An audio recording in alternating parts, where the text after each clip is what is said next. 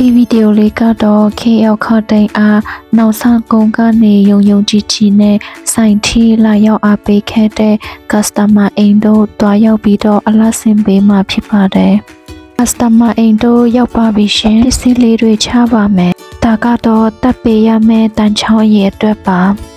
ဒီခန်းထဲမှာတော့ညာဖက်ပတင်းပေါင်းမှန်ကအပေါ်ထီရောက်နေလို့ဒီလိုနေရာမျိုးဆိုရင်မျက်နှာကျက်တက်တဲ့အထိုင်နဲ့ပဲအဆင်ပြေမှာဖြစ်ပါတယ်။ကဲနှစ်ဖောက်စလုံးတညီထဲနဲ့မျက်နှာကျက်အထိုင်တုံးပြီးဒီခန်းအတွက်တော့အဆင်ပြေသွားပါပြီရှင်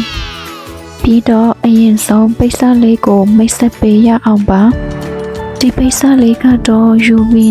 95% ပါတဲ့ချီတာခံပိတ်အထူအော်တိုအယောင်ဆက်ဖြစ်ပြီးအလဲတစ်ပင်အရင်မှလဲ quality ကောင်းတဲ့ချီတာအထူအခန်းစားနဲ့အော်တိုဆက်ပြီးတာပိတ်စပဲဖြစ်တာပါရှင်ပစ္စည်းရဲ့အရေးတွေကတော့အထူးပင်ပြောစရာမလိုတော့ပါဘူးရှင်ကဲအခုတော့တက်ပြီးတလောက်ဖြစ်နေပါပြီဒါကတော့ဒုတိယထိုင်ရဲ့ပထမအခန်းပါဒါကတော့ဒုတိယအခန်းပါဝေါပိတ်စလေးရဲ့အလားတရားကိုခန်းစားနိုင်ပါပြီရှင်နောက်ထပ်ဒုတိယထပ်ရဲ့အပြင်ဖက်အခန်းလေးရဲ့အလားတရားလေးတွေပါရှင်ပြီးတော့ခုနကတက်ခဲ့တဲ့အောက်ထပ်ကိုဖြည့်ဆင်းကြည့်ပါမယ်ရှင်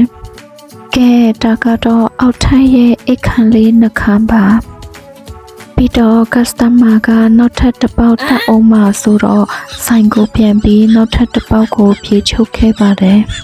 ဒီတစ်ခါမှာတော့ဆရာမလေးကိုတိုင်ကလာပြီးတော့တက်ပေးမှာပါ